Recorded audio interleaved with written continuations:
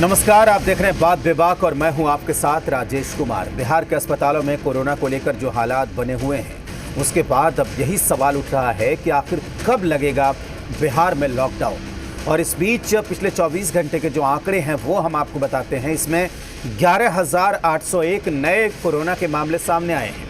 पटना में सबसे ज़्यादा 2,720 मामले सामने आए जो कि चौंकाने वाले आंकड़े हैं। और गया में 655, सारण से 568, औरंगाबाद से 550, बेगूसराय से 549, गोपालगंज से 500 नए मरीज सामने आए हैं। तो ये जो आंकड़े हैं लगातार बढ़ते हुए, आपको बता दें कि पटना में, अकेले पटना में 2700 से ज़्यादा मामले सामने आए हैं। तो कहीं ना कहीं ये जो आंकड़े हैं ये चिंताजनक हैं। और इसके बाद अब ये सवाल उठ रहा है कि क्या बिहार के अस्पतालों में सब कुछ ठीक है, और अगर सब कुछ ठीक नहीं है तो आखिर लॉकडाउन लगाने का फैसला सरकार की तरफ से क्यों नहीं किया जा रहा है। ये कुछ ऐसे सवाल हैं जिसको लेकर आज हम बात करेंगे। जो आंकड़े हमारे सामने हैं वो हम लगातार आपको दिखा रहे हैं कि आखिर किस तरीके से आंकड़ों को लेकर ये बाजीगरी हो रही है। और तमाम जो आंकड़े सामने आ रहे हैं और लगातार खबरें आप हमारे चैनल पर देखते होंगे कि किस तरीके से ऑक्सीजन के लिए जो मरीज के परिजन हैं वो मारे मारे फिर रहे हैं। अस्पतालों में बेड नहीं मिल रहा, जो भर्ती मरीज हैं उन्हें जबरन डिस्चार्ज किया जा रहा है। तो ये कुछ आंकड़े हैं। लेकिन इस बीच सवाल यही है कि दिल्ली में लॉकडाउन है, मुंबई में लॉकडाउन है, झारखंड में लॉकडाउन है। तो सवाल ये उठ रहा है कि बिहार में लॉकडाउन कब।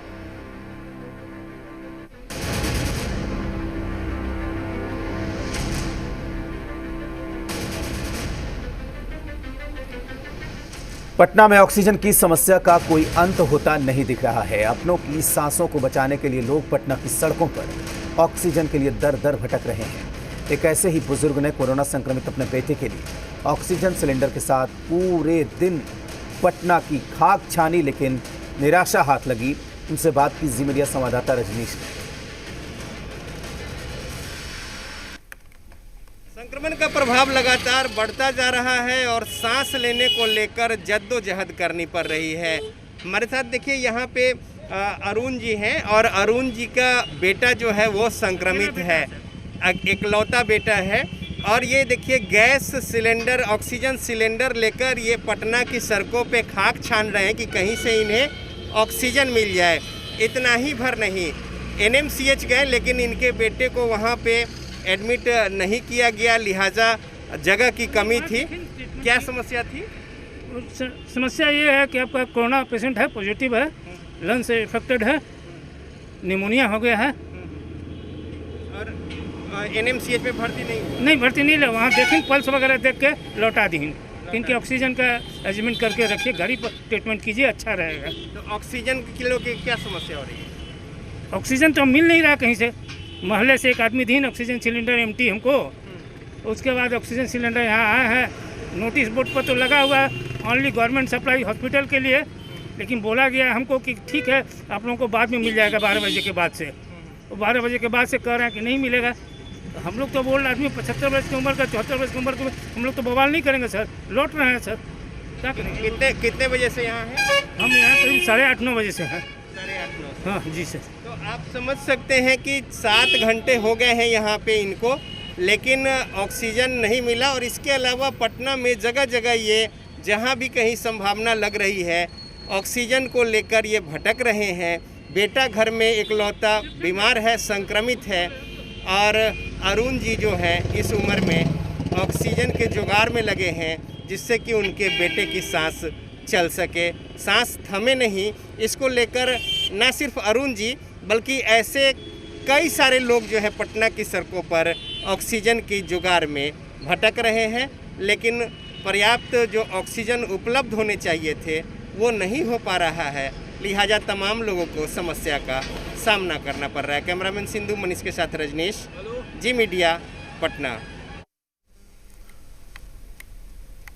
तो लगातार आज बात बेबाक में हम इसी पर चर्चा करेंगे कि किस तरीके से बिहार में कोरोना को लेकर जो हालात बने हुए हैं उसको लेकर हम ये चर्चा करेंगे कि आखिर बिहार में लॉकडाउन कब लगाया जाएगा और अगर बिहार में लॉकडाउन लगाने के हालत नहीं है, लॉकडाउन लगाने के हालात नहीं हैं, तो जाहिर सी बात है कि जो तस्वीरें निकलकर सामने आ रही हैं अस्पतालों से, ऑक्सीजन को लेकर जो किल्लत निकलकर सामने आ रही है, ऐसा क्यों है? इसी पर चर्चा करने के लिए हमारे साथ गेस्ट का पैनल जुड़ा हुआ है। हमारे साथ जुड़े हुए हैं राजेश राठौर, बिहार कांग्रेस के प्रवक्ता हैं। राजेश जी बहुत स्वागत है। मृत्युंजय तिवारी आरजेडी के प्रवक्ता हैं। मृत्युंजय जी आपका बहुत स्वागत है। अशोक सिन्हा है, बीजेपी के नेता हैं, और अभिषेक झा जेडीयू के प्रवक्ता है जो हमारे साथ जुड़े हुए हैं। इसके अलावा रजनीश ब्यूरो चीफ पटना से हमारे साथ जुड़े हुए हैं। सबसे पहले रजनीश आपके पास ही चलेंगे। आप दिन भर आज रिपोर्ट कर रहे थे, मैंने कई रिपोर्ट अभी भी हमने दिखाई है कि किस तरीके से एक बुजुर्ग पिता जिनकी उम्र 75 साल है, 76 साल है, रिक्शा लेकर ढूंढ रहे हैं ऑक्सीजन सिलेंडर। ऐसे थोड़ी मिलता है सिलेंडर, ये तो सब जानते हैं कि ये एक आम आदमी को कहाँ पता होता है कि ऑक्सीजन कहाँ मिलता है, किस तरीके से मिलता है। ये काम सरकार को करना चाहिए, जिला प्रशासन को करना चाहिए, अस्पताल मैनेजमेंट को करना चाहिए। ऐसे तो दिन भर क्या 5 साल भी भटकते रहेंगे तो नहीं मिलेगा। रजनीश, देखिए, अफरा तफरी की स्थिति है और जो भी पीड़ित परिवार हैं जिनको ऑक्सीजन की जरूरत है, वो ऐसे ही अगर कहीं भी कोई बता दे, चूंकि मरता क्या न करता, वो वहां पे भटक रहे हैं। लेकिन हकीकत ये है कि ऑक्सीजन की कमी है और इसको लेकर ऑक्सीजन जो पहले कुछ मिल भी जा रहे थे, अभी जिस तरीके से मांग बढ़ी है लगातार, हॉस्पिटल में भी उस तरीके से आपूर्ति नहीं हो पा रही है। रैशनिंग करके जो निजी अस्पताल है वहां पे ऑक्सीजन मुहैया कराया जा रहा है, यानी जहां 75-80 सिलेंडर चाहिए वहां पे 20-25 दिया जा रहा है। तो इस तरीके से रैशनिंग करके निजी अस्पताल जो है वहां पे दिया जा रहा है। इसके अलावा जो घर में अगर जरूरत है तो वहां पे लोग जो है पहले कुछ स्वयंसेवी संगठन जो थे वो मुहैया करा रहे थे, लेकिन बहरहाल अब उनके पास ऑक्सीजन उपलब्ध हो तभी वो दे पाएंगे। तो ऐसे में अभी भारी किल्लत हो गई है ऑक्सीजन की। इसको लेकर त्राहिमाम की स्थिति है, हर एक लोग परेशान हाल है। सांस लेना जरूरी है और सांस की डोर न छूट जाए, इसको लेकर जो पीड़ित लोग हैं, संक्रमित लोग हैं, उनके परिजन जो है दर दर भटक रहे हैं पटना की सड़कों पे। और सवाल ये है कि हॉस्पिटल में भी जगह नहीं है, लिहाजा वो जाए तो जाए कहाँ, हॉस्पिटल में बेड नहीं है, हॉस्पिटल में ऑक्सीजन की कमी है। जो लोग भर्ती हैं निजी अस्पताल में उन्हें कहा जा रहा है कि आप ऑक्सीजन लेकर आएं, अन्यथा आप अपने मरीज को ले जाएं। तो कई ऐसे हॉस्पिटल में हमारी जो बातें हुई है या जिस तरीके से शिकायत थी इसको लेकर, तो अब समझा जा सकता है कि आखिर जो गंभीर रूप से बीमार लोग हैं जिन्हें ऑक्सीजन लेवल डिटोरिएट कर रहा है, उन्हें उसे मेंटेन करने को लेकर अतिरिक्त ऑक्सीजन की जरूरत है, तो आखिर वो जाएं तो जाएं कहाँ, करे तो करे क्या। हालांकि एक उच्च स्तरीय बैठक यहाँ पे मुख्यमंत्री नीतीश कुमार की अध्यक्षता में आज यहाँ पे हुई है उच्च स्तरीय, जिसमें तमाम बड़े पदाधिकारी थे और कहा गया है कि जैसे भी हो ऑक्सीजन उपलब्ध कराया जाए, जो भी कदम उठाना हो वो उठाया जाए। तो तमाम पहलुओं पर एक यहाँ पे बैठक हुई है और जो समस्या है बारीकी से उस पर चर्चा हुई है और जल्द कैसे उसका निदान हो इस पर भी रूपरेखा तैयार करके आदेश जारी किए गए हैं। अब ये देखना है कि आगे किस तरीके से उस पर अमल होता है, चूंकि संसाधन सीमित है और समस्या विकराल है। तो जहाँ जैसे लगातार बढ़ रहे हैं संक्रमित मरीजों की संख्या, उसको लेकर भी कई सारे ठोस कदम जो है, जो एहतियात बढ़ते जा सकते हैं। जाहिर सी बात है कि कई तरह के सवाल यहाँ पर खड़े होते हैं और हम जवाब ले लेते हैं, उसके बाद भी आपके पास आऊंगा मैं। अभिषेक झा जेडीयू की तरफ से हमारे साथ जुड़े हुए हैं। अभिषेक, सबसे पहले सवाल आपसे ही कि आज भी एम्स के डॉक्टरों ने यह कहा है कि बिहार सरकार को लॉकडाउन लगा देना चाहिए, क्योंकि दिल्ली में लॉकडाउन है, मुंबई में है और बगल के झारखंड में है। मैं ये नहीं कह रहा हूं कि एम्स के डॉक्टरों ने कहा तो लॉकडाउन लगा ही देना चाहिए, लेकिन क्या बिहार सरकार ये आगे आकर कहेगी? अब सरकार ने भी ये मान लिया है कि ऑक्सीजन की कमी है, कि सब कुछ ठीक है, इसलिए अभी बिहार में लॉकडाउन की जरूरत नहीं है। अभिषेक, देखिए राजेश, इस बात में तो कोई दो राय नहीं है कि इस बार जो कोरोना संक्रमण की दूसरी लहर आई है बेहद भयावह है। मानवता पर आज तक का सबसे बड़ा संकट कह सकते हैं इसको। और इस विकट परिस्थिति में जनता जूझ रही है और सरकार की तरफ से, प्रशासन की तरफ से हर संभव मदद पहुंचाने की कोशिश। अभी का पूरे देश से ऐसी तस्वीरें आ रही है जहां लोगों को ऑक्सीजन की कमी हो रही है, लेकिन बिहार में सरकार और मुख्यमंत्री नीतीश कुमार जी इस पूरे मामले को लेकर संवेदनशील है। अभी आपने देखा कि एक उच्च स्तरीय बैठक की जिसमें सभी अधिकारियों को यह निर्देश दिया गया है कि हर कीमत पर ऑक्सीजन की आपूर्ति को पूरा किया जाए। ऑक्सीजन के जो बंद पड़े प्लांट्स थे उनको चालू किया गया है, जनता को मदद मिल सके इसलिए आज 90 अस्पतालों को चिन्हित किया गया है, निजी अस्पतालों को, जहां पर कोरोना संक्रमित मरीजों को भर्ती लिया जाएगा इसके अलावा अगर किसी भी अस्पताल में अगर मरीजों को भर्ती दिया जाता है तो वह प्रायर परमिशन के बाद ही हो सकता है, ताकि प्रशासन की तरफ से वहां भी ऑक्सीजन की आपूर्ति की जाए। तो सरकार की टॉप मोस्ट प्रायोरिटी में है कि कैसे हम लोगों को राहत पहुंचा सके। यह भयावह स्थिति हमारे सामने है और आपने देखा कि पहले ही सरकार की तरफ से या मुख्यमंत्री जी की तरफ से सर्वदलीय बैठक बुलाई गई थी, उसमें सभी लोगों ने अपने अपने सुझाव दिए थे और उसके बाद कई पाबंदियां थी, नाइट कर्फ्यू को लागू किया गया, उसके बाद भी पाबंदियां बढ़ाई गई। बहुत सारे ऐसे जिले हैं जहां पर डीएम अपने हिसाब से और संक्रमण जो वहां फैल रहा है उसके हिसाब से निर्णय ले रहे हैं। बिल्कुल, नवादा में लॉकडाउन का फैसला लिया गया। लेकिन अभिषेक, मेरा सवाल ये था आपसे कि क्या बिहार की स्थिति ठीक है, लॉकडाउन नहीं लगेगा या लगा देना चाहिए? जो भी जरूरत है सरकार की तरफ से एकदम ठोस कदम उठाए जाएंगे। अभी बस लोगों से हमारा यही आग्रह है कि संयम बरतें और घर से कम निकले, जो भी कोविड गाइडलाइंस है उनका पालन करें। ठीक है, ठीक है अभिषेक, मैं दोबारा आपके पास आऊंगा। मृत्युंजय तिवारी हमारे साथ जुड़े हुए हैं। मृत्युंजय जी, आप सुन रहे थे अभिषेक को। सियासत का मौका नहीं है, लेकिन जो नजारा दिख रहा है अस्पतालों में, सड़कों पर, निश्चित तौर पर ये ठीक नहीं है, ऐसा नहीं होना चाहिए था। मृत्युंजय जी। नहीं, देखिए राजेश जी, जो स्थिति है बताने की जरूरत नहीं है, सब आपके स्क्रीन पर दिख रहा है। अभी कोई राजनीति का वक्त नहीं है। जो भी लोग बैठे हुए हम लोग हैं, रजनीश जी भी आपके जो दिखा रहे हैं, वो हालात बेकाबू है, इस बात को कोई इनकार नहीं कर सकता है। सवाल ये उठता है कि सरकार को अब ठोस निर्णय लेने होंगे संक्रमण के चैन को तोड़ने के लिए, क्योंकि सरकार की व्यवस्था, सरकार क्या की तैयारी क्या नहीं की, ये सबके सामने है। बार बार एक ही चीज को हम नहीं बोलना चाहते, लेकिन एक बात सत्य है कि आज ऑक्सीजन तक जनता को मुहैया नहीं करा पा रहे हैं। गांव में जिस तरह से ये संक्रमण फैल रहा है, अगर हम एहतियात के तौर पर कोई ठोस कदम नहीं उठाते हैं, ठोस निर्णय नहीं लेते हैं, अगर ये गांव में फैल गया राजेश जी, तो आप समझिए स्थिति क्या होगी। इसलिए सरकार को जो भी मुकम्मल तैयारी हो उसका करके गरीबों को, रोज कमाने खाने वालों को कोई तकलीफ ना हो, लेकिन संक्रमण के चैन को तोड़ना जरूरी है। लोगों की जान बचाना जरूरी है। जान है तो जहान है।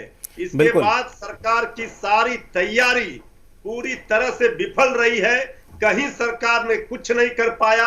48 एनडीए के सांसद हैं, यहाँ 2-2, 3-3 2 उप मुख्यमंत्री है, कैबिनेट मंत्री है, मुख्यमंत्री है, डबल इंजन की सरकार है। इसके बाद भी ऑक्सीजन तक आप नहीं दे पा रहे हैं बिहार की जनता को। धिक्कार है और इससे बड़ा शर्मनाक। बिल्कुल मृत्युंजय जी, सरकार के लिए तुम ठीक है, मैं दोबारा आता हूं आपके पास। मृत्युंजय जी, मैं दोबारा आता हूं। जी, हमारे साथ जुड़े हुए हैं अशोक सिन्हा भी, उनसे भी पूछेंगे, लेकिन राजेश जी के पास पहले चलते हैं। राजेश जी, कुछ अगर जोड़ना चाहें आप मृत्युंजय तिवारी की बात पे, उसके बाद जवाब लूंगा मैं। राजेश जी, अब पछताए होत क्या, चिड़िया चुग गई खेत। अब मामला इतना आगे बढ़ गया है राजेश जी, जो भारत के असंवेदनशील प्रधानमंत्री और बिहार के असंवेदनशील मुख्यमंत्री, संवेदहीन, इतना इन लोगों के पास कुछ संवेदना नहीं रहा समाज के लिए, कोई तैयारी नहीं रही। अब न लॉकडाउन लगा सकते हैं और न आप नियंत्रण कर सकते हैं। इसलिए उदाहरण के साथ हम बता रहे हैं कि अगर आज आप लॉकडाउन लगा रहे हैं तो रजनीश जी जो साइकिल पर, रिक्शा पर दिखा रहे थे कि वो ऑक्सीजन की व्यवस्था अपने पुत्र के लिए स्वयं करने का प्रयास कर रहे थे, तो लॉकडाउन लगने के बाद वो तो घर से निकल ही नहीं सकते हैं, तो घर में महामारी से लोग मर जाएंगे।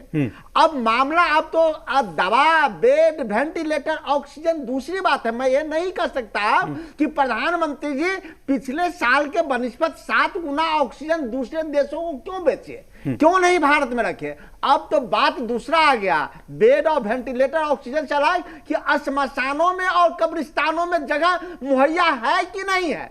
हर अखबार के फर्स्ट पेज और आपके यहां भी होता है कि 24 घंटा एक लाश को जलाने के लिए इंतजार करना पड़ता है। स्थिति भयावह है राजेश जी, समझिए कि घर का एक आदमी, एक मिनट राजेश जी, अपने भयावह स्थिति को समझिए कि कोई एकलौता व्यक्ति जो कोरोना के पेशेंट हो, मर गया हो, 24 घंटा एक व्यक्ति अकेले लाश के लेके कैसे कब्रिस्तान और श्मशान में रह रहा हो। तो सरकार पहले अब बेड को छोड़े कब्रिस्तान और श्मशान की व्यवस्था करे। दूसरा, मुख्यमंत्री जी आज रोड पे घूम रहे थे, हम उस पर चर्चा नहीं कर सकते, हॉस्पिटल में घूमते तो अच्छी बात होती। आज सबसे पहले हम तमिलनाडु मद्रास के उच्च न्यायालय के माननीय न्यायाधीश के प्रति आभार व्यक्त करते हैं, जिन्होंने एक बड़ी फैसला दी है कि क्यों नहीं चुनाव आयोग पे हत्या का मुकदमा हो। बिल्कुल राजेश जी, इस सवाल को भी उठाएंगे, राजेश जी इस सवाल को भी उठाएंगे, लेकिन अभी अशोक सिन्हा जी से ये पूछ लेते हैं। आपने ठीक है, पूरी कर लीजिए। अभी मैं आगे बढ़ा रहा हूं कि क्यों नहीं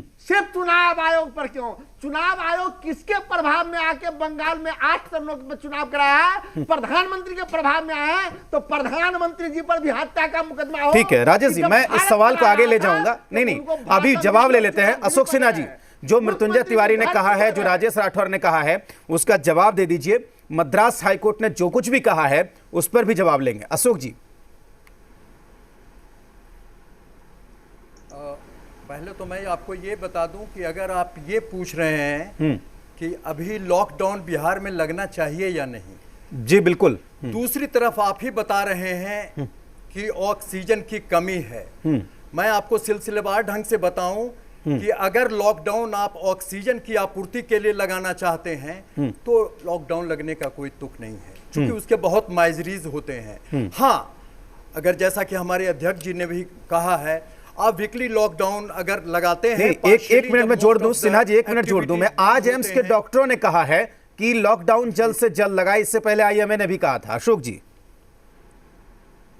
नहीं, अब मैं समझता हूं कि इस तरह का पैनिक क्रिएट करने की जरूरत नहीं है। और अगर लॉकडाउन एक एम्स का हॉस्पिटल का एक डॉक्टर अगर ये कह रहा है कि लॉकडाउन इसलिए लगा दिया जाए कि उनके यहाँ ये प्रबंध नहीं है, तो ये अतिशयोक्ति होगी। आप देख लीजिए, जहां ऑक्सीजन सिलेंडर की बात है तो पूरे पटना में करीब करीब 7100 सिलेंडर की जरूरत है पर डे, 7125, और 6900 सिलेंडर की हम जरूरत पूरा कर रहे हैं। हाँ, तब आवश्यकता है मिसमैनेजमेंट जो हो रही है, उसके लिए आज मुख्यमंत्री जी ने एक बहुत हाई लेवल एक मीटिंग करके उसके लिए ये कर दिया कि इम्पैनल्ड जो हैं हॉस्पिटल वही कोरोना मरीज को भर्ती कर सकते हैं।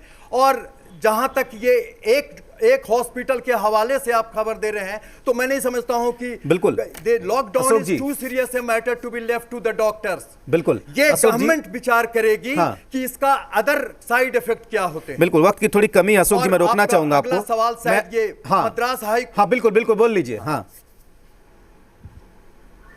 मद्रास हाई कोर्ट के चीफ जस्टिस के ऑब्जर्वेशन को जो लिया जा रहा है, तो मैं इसमें without fear of being contradicted, Madras high court के चीफ जस्टिस को ये स्टेटमेंट नहीं देना चाहिए। फिर भी अब कोर्ट का निर्णय है, कोर्ट का ऑब्जर्वेशन है, उसको हम अमान्य तो नहीं कर सकते हैं, लेकिन तब जबकि पूरे कंट्री में एक पैनिक का सिचुएशन क्रिएट है, इस तरह के ऑब्जर्वेशन। मैं यही सवाल पूछना चाह रहा था मृत्युंजय तिवारी से। उनकी पार्टी विरोध कर रही थी बिहार के चुनाव का, कह रही थी कि आगे बढ़ा दीजिए। मृत्युंजय जी, आपकी पार्टी लगातार ये कह रही थी बिहार चुनाव के दौरान कि चुनाव को आगे बढ़ा देना चाहिए, क्या उसी बात की पुष्टि हुई है?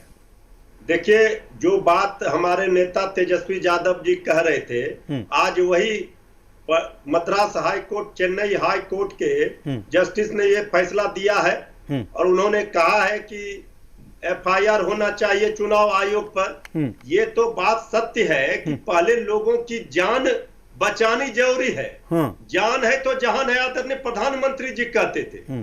अब ये चुनाव करा करके बंगाल में सारा तंत्र लेकर वहां बैठ गए, और यहाँ कोरोना जिस तरह से देश में आज विस्फोट कोरोना का हुआ है, अभी हमारे बीजेपी के भाई कह रहे थे पैनिक नहीं।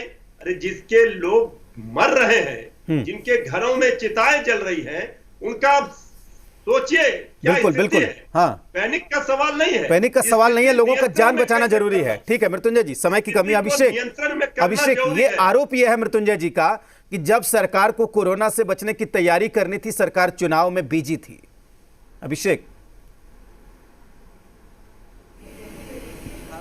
पहली लहर आई थी तो बिहार की सरकार, प्रशासन, स्वास्थ्य महकमे ने अच्छा काम किया था। उसका नतीजा था कि हम 99% रिकवरी रेट पर पहुंचे। लेकिन इस अप्रत्याशित जो दूसरी लहर हमारे सामने आई है, अकल्पनीय स्थिति हमारे सामने उत्पन्न हो गई है, न सिर्फ हमारे सामने बल्कि देश के जितने विकसित राज्य हैं सबके सामने, जब इतनी भारी संख्या में मरीज आ रहे हैं और इतनी क्रिटिकल सिचुएशन हो गई है, तो सरकार ने अपनी तरफ से तैयारी पूरी की थी और उसी का नतीजा है कि हम इतने लोगों की भी जान बचा पा रहे हैं। लेकिन संक्रमित मरीजों की संख्या में हर दिन इजाफा हो रहा है और मैं एक बात बड़ी जिम्मेदारी के साथ कहता हूं कि 100 लोगों में 95 लोगों की जान अगर सरकार बचा देती है और 5 लोगों की जान अगर चली जाती है, तो 95 लोगों की जान बचने से की खुशी से ज्यादा 5 लोगों की जान जाने का दुख होता है। यही मानवीय संवेदना है, यही सरकार की संवेदना है। ठीक है अभिषेक, इसके लिए संवेदनशील है, सरकार संकल्पित है। ठीक है। आखिरी सवाल राजेश जी आपसे, आखिरी सवाल राजेश राठौर, अगर रेमडेसिविर दवा बाहर भेजी जा रही थी, ऑक्सीजन को एक्सपोर्ट किया जा रहा था, तो ये बताने का काम किसका था? विपक्ष ने कौन सा आंदोलन किया, कौन सा हंगामा किया? राजेश जी फिर वही बात आ गया, सरकार चलाना जो सरकार में है उसका काम है कि विपक्ष में है। अब जो इंजेक्शन का 125 करोड़ की आबादी और 1.25 करोड़ इंजेक्शन का ऑर्डर प्रधानमंत्री ने कि मैं दिया। अभिषेक जी एक बात अच्छी बात कहे कि बुरा हालात सिर्फ बिहार का नहीं है, संपूर्ण देश का है और इसके जिम्मेदार मात्र और मात्र एक भारत के प्रधानमंत्री नरेंद्र मोदी और दूसरा चुनाव आयोग है। इसलिए मैं कह रहा हूं कि दोनों आदमी पर हत्या का मुकदमा हो। लेकिन आपने मेरी बात का जवाब नहीं दिया राजेश जी। लाखों लोगों का जान प्रधानमंत्री जी ने लिया है। विपक्ष लगातार राजेश जी अपना काम कर रहा है। प्रधानमंत्री क्या प्रधानमंत्री ऑक्सीजन बेचेंगे तो मैं कहूंगा नहीं बेचिए, सरकार मेरे हाथ में है। ये सरकार चलाना प्रधानमंत्री का काम है कि मेरा काम है? बिल्कुल। अशोक जी आखिरी सवाल। अशोक जी वक्त नहीं है, मृत्युंजय जी वक्त नहीं। अशोक जी आपसे आखिरी सवाल, चुनाव की तस्वीरें जब सामने आती है तो पब्लिक को ये लगता है कि कोरोना नहीं है। अशोक जी सहयोग लेगी ये तो बताए सरकार। अशोक जी हाँ नहीं, ऐसी बात नहीं है। हाँ। देखिए ये कोई साइंटिफिक एविडेंस नहीं है। हाँ, क्राउड से निश्चित रूप से कोरोना बढ़ता है, लेकिन महाराष्ट्र में तो नहीं थे चुनाव, गुजरात में तो चुनाव नहीं थे, राजस्थान में चुनाव नहीं, छत्तीसगढ़ में चुनाव नहीं। ये एक संवैधानिक प्रक्रिया है, ये वाइब्रेंट ठीक है बिल्कुल। और उस वाइब्रेंट डेमोक्रेसी का एक तकाजा है। और मद्रास हाई कोर्ट के चीफ जस्टिस हो सकता है कि कोई बायस्ड भी हो, अब तो बाद में ऑब्जर्वेशन से आएगा। अब